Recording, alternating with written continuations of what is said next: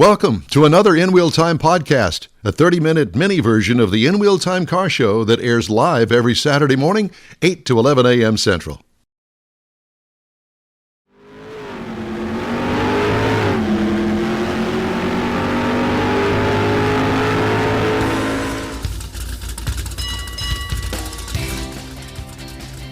I guess I need to turn on the microphone, don't I? Mars has got me all upset over here. Oh, boy. It's the In Wheel Time Car Talk Show. Just ahead, we talked to Buzz Smith about EVs. Guess it's the EV hour. Konrad has the In Wheel Time Car Clinic, and we'll have this week's automotive news. Howdy, along with Mike Mars, King Konrad DeLong. We need more Jeff Zekin. I'm Don Armstrong. Glad you could join us today, and let's just get right to it. Ladies and gentlemen, from the Dallas, Texas area of North Texas, it's the EV-angelist or evangelist, the EV guy that we all go to, ladies and gentlemen, Mr. Buzz Smith. Good morning. With the background of rock icons. Yeah, actually, these are all paintings that my daughter made. Oh, Really? seriously? Wonderful, wonderful. Yeah, she's had no formal training. She's about 40 years old and just took up painting like 2 or 3 years ago, and now she sells paintings. And they're available for purchase where? It's called goodearthart.com. Okay. Well, good. Well, we got that plug in. So, Buzz, She will be glad, yeah. Buzz, it's good to see you. And we kind of got an EV thing going on here this morning because we talked to Consumer Reports about how the Tesla Model S changed the entire car market forever and ever. And I thought that's kind of appropriate. Here we go. We're going to talk to Buzz about how things are going in the EV market. Everybody, including his mother and not mother, everybody is all a buzz about EVs these days. Everybody's making them. Not everybody can get them. Some of them are affordable. Some of them are stupidly priced. The government's telling you to buy one? Yeah, and you can't charge them anywhere. Well, I can't really say that with total confidence. Well, you can't charge them here because you've only got 50 amps coming into the house. Well, there is that. But, there is this charging. I don't want to say issue, Buzz, but it certainly don't have a charging station on every street corner like you've got the 7-Elevens. In aluminum That's wire. absolutely true. And the problem is that you're thinking of recharging a car like filling it with gas. Those are two completely different things. And most of the time you're going to do it at home or at work if you have that capability. The other thing is that the first infrastructure bill that was approved has started distributing millions, tens of millions of dollars to individual states. Texas, I believe, got 438 million and just announced that every 50 miles along the major interstates of Texas, there will be DC fast charging. So you can go from El Paso to Texarkana or from Brownsville to Texline and in Texas in an EV. And Okay. so that's coming soon. But the thing that's important here, everybody's like, oh, I should wait to buy an EV until there are plenty of charging stations. Here's the thing. You wouldn't own a mobile phone if that was the case. Wait, there's no cell towers. Where am I going to get connected to the phone lines to make a phone call? So true. I'm not buying one of these things. That's just stupid. Yeah. No, this is something that grows organically. As EV adoption grows, and it's growing very quickly right now, you're going to see charging infrastructure grow. If all of those cell towers had been built before we all owned phones, then all of those companies would have gone out of business because they had no customers. So what is the real news this week in the EV world for you? The real news this week is that dealers are being pushed to the point that they're charging well over MSRP. And this is not just EVs, this is all vehicles. And but EVs are definitely, I've been trying to locate a Kia EV6. That's probably the next EV I'm going to buy. But when I do find one, it's a minimum of 10,000 over MSRP. And that's just stupid. I'll never be able to trade that car away and get another one because I'll be upside down forever. And so. But is that not the case just with the market, not specifically EVs? You know, that's the entire automotive market. The chip shortage, the supply chain problems are really hitting. And the problem is, it used to be when you bought at invoice, consumers thought, okay, I'm getting it at dealer cost. And we all know that's not That's the not case. true. The dealer had all sorts of performance incentives behind the curtain, and that would reduce their original purchase price. Well, nowadays I'm being told by various dealerships that invoice and actual dealer cost are becoming almost the exact same number, which means that they can't sell at invoice anymore and make a profit. So they're being pushed to the point that they're charging over MSRP. At the same time, the OEMs and GM and or Cadillac, I think it was, or maybe it was all of GM and Ford did this. They sent out letters to their dealers and said, if you overcharge over MSRP for our vehicles, we're going to punish you. Of course, that's price fixing, which is not allowed in the United States. It was an empty threat from the beginning. But I honestly think the OEMs are starting to believe that the only way they can compete with Tesla is to become Tesla, to sell direct. You don't get the car the day you want it. You order it, you get it 1 to 2 months later. There will be some inventory for people who are in car accidents and total their car and need one instantly. But I think the OEMs are seeing a big sea change coming. Yep. The dealerships are not seeing that. And the salespeople absolutely don't want anything to do with EVs because it takes them more time to sell, and they're 100% commission based. So that's a lower hourly rate. So they're going to resist this as far as they can. And we reach this roadblock where one of these two sides is going to survive and one's not. And I do think that it's a good possibility that traditional auto dealerships, as we understand them, won't exist 5 to 10 years from now. Well, and if you look at where they are today, they're selling off the truck. That truck comes in, those 8 Boom. vehicles Yep. on that truck, 7 of them are pre-sold, and the other one, there's 7 people down on the ground waiting, saying, hey, I'll give you this, I'll give you this, I'll give you this, which is elevating the price. And people think that dealers may not be as profitable. They're more profitable today because there's no floor plan expense. Carrying 1,000 vehicles in inventory cost you X dollars per month per Yep. car. That goes away, and now they're selling over MSRP.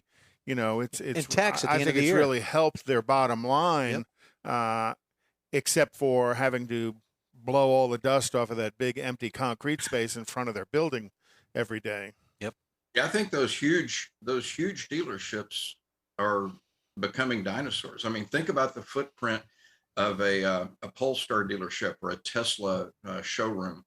It's very small footprint. You can still test drive, but the critically important thing is when you go to those places, you have educated people that understand EVs that can answer your questions.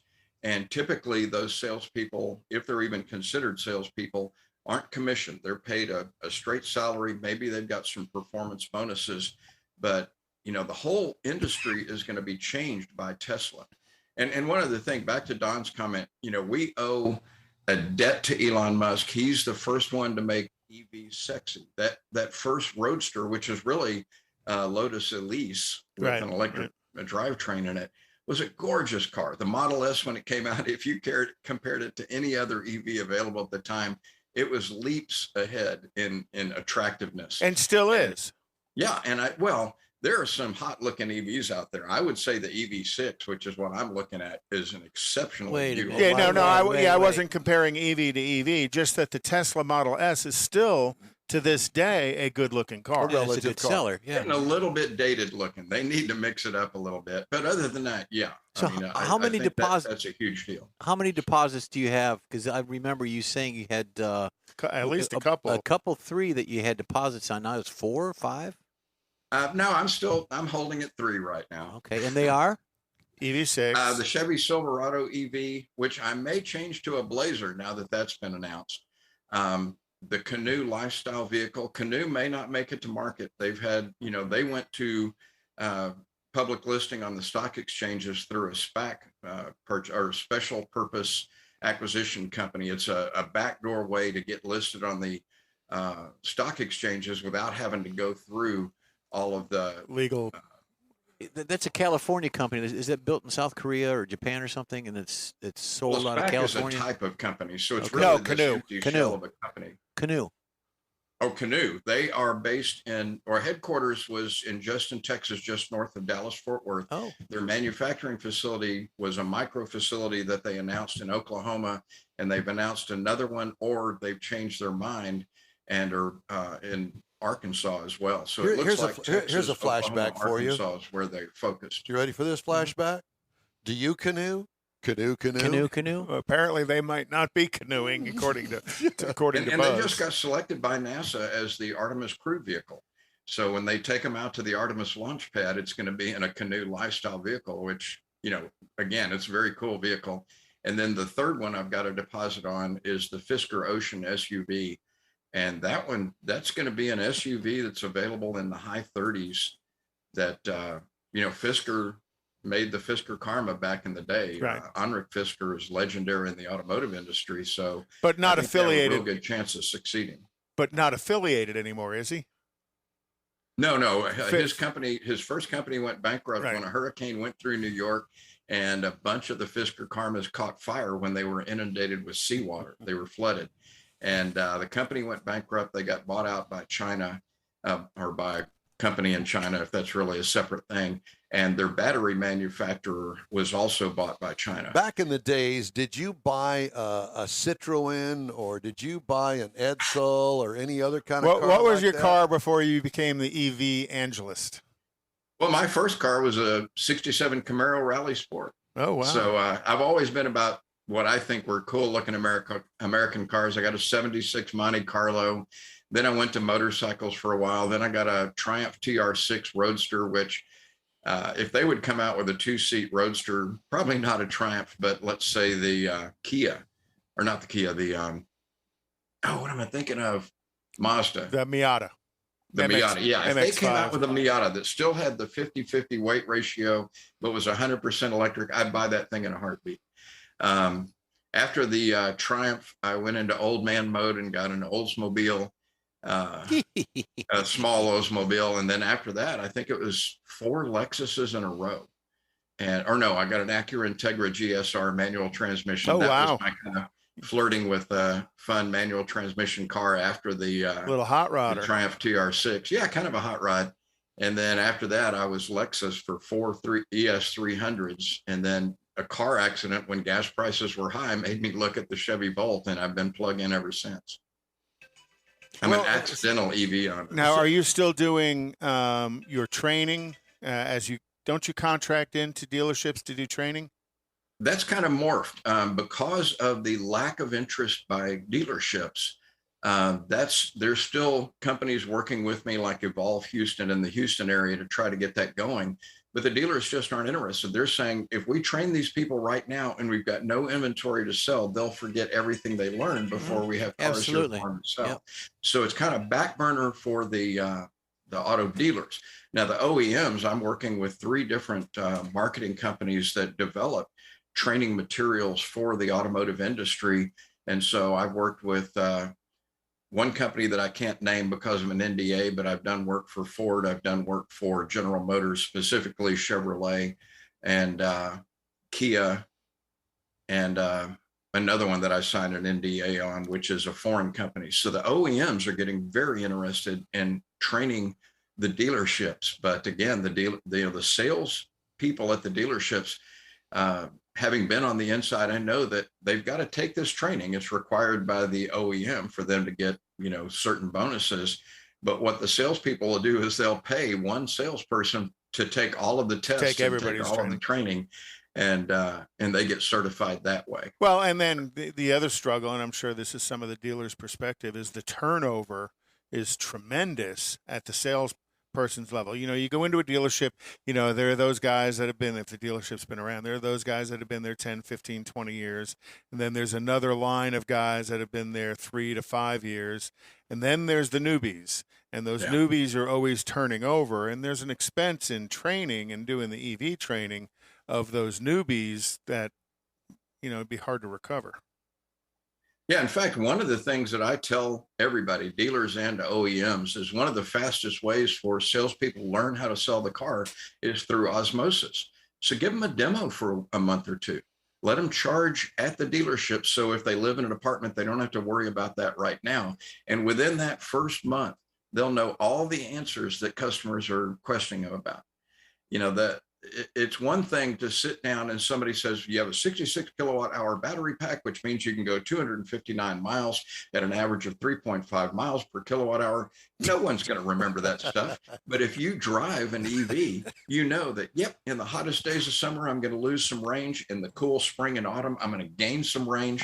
I know how this works. I know how plugging in at home affects my electric bill. They're just going to know all this stuff. And when a customer asks a question, they'll not only answer it, but they'll answer it confidently and from personal experience, and also be able to tell personal stories about their adventures with their EV, which is what I used to do. And 35% of everything I sold had a plug on it. That's extraordinary in Texas. Actually, it's extraordinary nationwide for a traditional OEM's salesperson to have that kind of percentage of plug-in vehicles. Right. But it was easy for me because I knew all the answers because I lived it. And Does your wife tell you that? My wife is actually brilliant. She's the one that suggested good that answer. I get an EV, believe it or Okay. not. Well, I just wanted to make sure that we were all on the same page, that we all think that you're brilliant. Oh, yeah. Okay. Well, that's all. so with your relationship with some of the OEMs and the non-disclosure ones, do any of them have a plan to put a demo program in to a dealership? Because the dealer's not going to self-fund something like that. That's going to need to be Dealers are not supported. going to do it. None of the OEMs have signed up for that yet. And some of them I am insulated from, where that global marketing company that has been doing training for that OEM for decades doesn't want that OEM to meet me directly. Yeah, well, it's So like they work with me on the training curriculum, right. and then they present all of that to the OEM. Yeah, it's when I work for some of the companies have gotten where they're introducing me directly to the OEMs, and we're making much faster headway than the ones where I'm being insulated. Well, that's when I worked for General Motors. I think it was Merritt's was the one that GM used. I could barely hear you just then. When I worked for General Motors, I think it was Merritt's was the one that they used for all of their training throughout. And yeah, they definitely keep that level of separation. Yeah. And probably for a reason that benefits them, not necessarily the salesperson, the consumer, or the manufacturer. Yeah, the last thing they want is for that OEM to say, why don't we cut out the middleman and just have Buzz make our training curriculum? And I don't want that either. I mean, I want to work with these companies, and that way I'm not getting spread too thin. I can have the impact on each one of these and do a lot more with them than I could do alone. Interesting. So even with all those contacts, you can't get the Kia EV you're looking for. Well, I'm going to actually meet the Kia people on a conference call early next week. And I'm sure that will be one of the questions. Yeah, you can bet. Well, that's the other thing. I don't know if you know this, but the first dealership in Houston, or the first, it wasn't a dealership, but like a family of dealerships, had reached out to Evolve Houston. They came out to meet me at the Houston Auto Show, and they were ready to pull the trigger. And one of their dealerships was a Kia dealership. So I was all ready to say, guys, help me out here. But that's been postponed because of inventory. Well, I problems. can tell you that there is an EV6 in the press fleet. So it's right up there in Dallas. So go for it. Ooh. What did you have to put down on that EV6? What is the going rate for a deposit nowadays? I've seen that not change. My deposit on the Silverado, I think, was $200 or $250, about the same for the Fisker Ocean. Fully refundable. It's not a real commitment, but it gets me a place in line should they start producing the vehicles. Cool. And then what about I've been reading that GM's what I call the Ultium skateboard, which is the way that they do it, kind of a skateboard, and they just plop bodies on top of it. They're going to be selling their skateboard, the Ultium platform, to Honda, and Honda's going to put their own body on that. Any ETA on that? Don't know about the ETA, but this is a very common thing. There's another company called Triple E, I think it is, out of England that's doing skateboards. So there are multiple skateboard manufacturers, and think about how fast products will make it to the market if you just buy the entire drivetrain, including the battery pack, as a skateboard and drop your chassis on it. Right. So this is going to really accelerate things. It's going to be a new profit center for the traditional OEMs as well as these new companies. So I think it's a great idea. We'll end up with a standardized platform over time, I think. And it's a win-win for everybody. And in fact, think about the day that you'll pull into your garage, and maybe homes will be a little bit different then, but I need an SUV today. So you go in the garage and there's a crane in there that lifts the sports car body off of this thing and puts a small SUV body onto it, and then you drive off in that. Yeah, okay. I'll hold my breath for that one. Buzz, it's great to talk to you. What's the website? Mine? Yeah. Oh, the EV-angelist.com. Beautiful. It's great to talk to you as always. Thank you so much for joining us. Take care. And always good to see you guys. And good. And be sure and give us a call when you got something new. Okay. And I'll give you a call if I'm heading down to Houston, because you and I still need to go driving around in some EVs. We definitely do. Okay. Thanks again, Buzz. All right. Time now for Konrad's Car Clinic. And what are we doing today? Well, we're going to talk about how automotive cooling systems work. With 100-degree ambient temperatures, there's a little stress going on with the cooling system. I'm stressed in here today. I don't have any coolant. And, the automotive coolant system serves three important functions. The cooling system removes excess heat from the engine. It maintains the engine at operating temperature for optimum performance and cleanest emissions. And the cooling system brings the engine up to the correct operating temperature as quickly as it can. All of those are important features. Cooling system has 6 main components: the engine, the radiator, the water pump, the cooling fan, hoses, and a thermostat.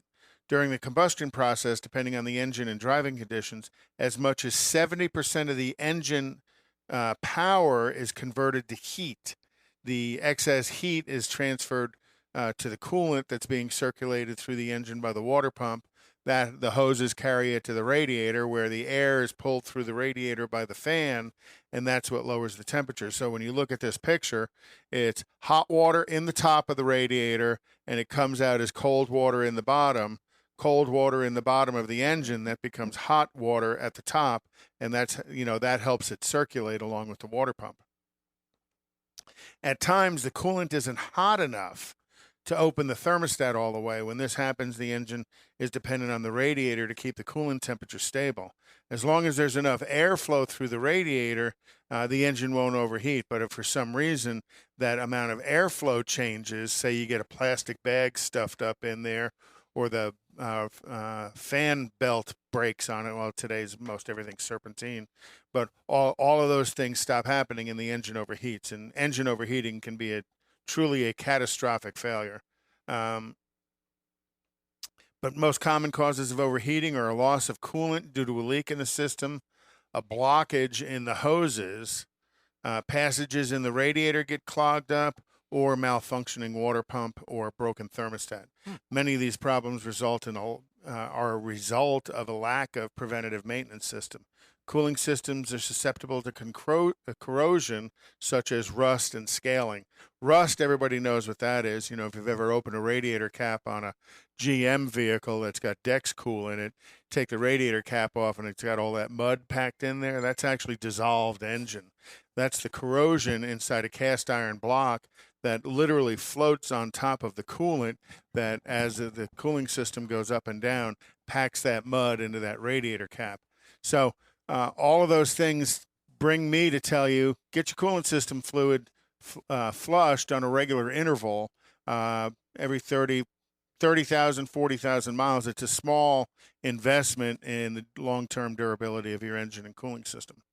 And that is Konrad's Corner for the week. It's Konrad's Car Clinic. Konrad's Car Clinic. Konrad's Corner? Well, I've been told to go sit in the corner many times. So that's still playing through for you. All right. Okay, time now for the stories making automotive news headlines this week. What are you guys doing over there? You're working. Well, that's something new. CDK said 81% of Gen Z members said their biggest priority when purchasing a car was taking their time and exploring all of their options. In today's instant gratification market, I find that hard to believe. So do I. Younger car buyers were less likely to recommend the dealership experience and had more frustrations with the car buying process than older consumers, according to a survey by CDK Global Incorporated. The study released Thursday surveyed 1,100 recent car buyers in December and analyzed their preferences and frustrations with the car buying process by various age groups. The study classified members of Gen Z as car buyers from the ages of 18 to 25. The survey also said members of Gen Z had more difficulty purchasing a vehicle online than older generations. That's surprising because you'd think they'd be more apt to the online process. Well, what does that tells me that there's a problem with the car buying process online, which would be a dealership function. Mm-hmm. 45% of Gen Z respondents told CDK they were frustrated by having to wait for a salesperson when going to a dealership. Gen Zs said that they wanted someone to help them. They wanted to take their time, but they also still valued speed. They expect mommy and daddy to do it for them. Exactly. That's exactly right. Because generally you don't have a problem having a salesperson walk up to you when you walk on dealership property. You know, they're taught to take that, what's called the up. So they're taught to come up to you and ask you what can they do to help, or what are you interested in, or let's put your butt in the seat of a car and get you emotional about it and sell you something you don't need. Oh, did I say that? Yeah, you did say that. General Motors is aiming to simplify the EV charging experience by allowing drivers to plug in and automatically charge their vehicles when using charge points on the Ultium 360 network, rather than rely on a mobile app to set up and pay for charging. GM will launch the plug-in charge service. Allegedly, they did it Thursday with EVgo down here at the Whole Foods. After drivers with an EVgo account, active OnStar connected services, and the GM brand app on their vehicle perform a one-time activation of plug-in. Ready to see the best hot rods, show cars, classics, and resto mods, and get Loopy Tortilla breakfast tacos with adult beverages. There's no entry fee, and cars will automatically compete for those much sought-after custom Loopy trophies and other prizes. It happens at the Loopy Tortilla Tex-Mex in Katy on the Grand Parkway at Kingsland Boulevard, just south of I-10. It's Tailpipes and Tacos Fall Edition, Saturday, September 17th. The In Real Time Car Talk Show will be there too. Celebrate the beginning of fall and the return of the Tailpipes and Tacos Cruise-In, Saturday morning, September 17th, 8 to 11 a.m. We'll see you then, weather permitting. Want to take a minute to tell you about Gulf Coast Auto Shield, a Houston detail company like no other. Gulf Coast Auto Shield offers paint correction services that'll give your car, truck, or SUV a like-new shine. Afterwards, you'll want to protect it with a professionally installed nano-ceramic coating or protection film. Worried about your very expensive windshield getting damaged, broken, or cracked? Let Gulf Coast Auto Shield install ExoShield, a windshield protection film. Give John Gray a call today or check out their website, gcautoshield.com. Hey, whether you own a new, ultra-expensive, exotic, or a 5-year-old Suburban, Gulf Coast Auto Shield will help keep your investment looking like the day it rolled off the assembly line. Gulf Coast Auto Shield is conveniently located on the South Sam Houston Parkway, just south of I-69, the Southwest Freeway. Meet the staff and check out all of their services online right now at gcautoshield.com. The In Real Time Car Talk Show is now part of the iHeart family. Now you'll have access to 24/7 Car Talk anytime you need a fix. Just download the iHeart Radio app and ask for In Real Time Car Talk, and there we are. Be sure to save us in your iHeart library for instant access. No matter where you are, you have the best Car Talk Show right on your PC, laptop, or mobile device and never have to worry about finding us again. Of course, you can always get access to our video and audio streams via InRealTime.com and your favorite podcast channel, and all of this is free to you. From the iHeart Radio app, you'll not only hear our Saturday morning live show, but the best shows of the past, updated weekly. Never miss a minute of up-to-date new car reviews, pre-owned reviews, Konrad's Car Clinic, informative interviews, automotive news, and the most fun car talk show on the planet. Just download the iHeart Radio app, search for In Real Time Car Talk, save it to your library, and with a tap of the icon, you'll be in touch with your favorite Car Talk team. In Real Time Car Talk, streaming now on iHeart.com/InRealTimeCarTalk. That's it for this podcast episode of the In Real Time Car Show. I'm Don Armstrong, inviting you to join us for our live show every Saturday morning, 8 to 11 a.m. Central on Facebook, YouTube, Twitch, and our InRealTime.com website. Podcasts are available on Apple Podcasts, Spotify, Stitcher, iHeart Podcast, Podcast Addict, TuneIn, Pandora, and Amazon Music. Keep listening, and we'll see you soon.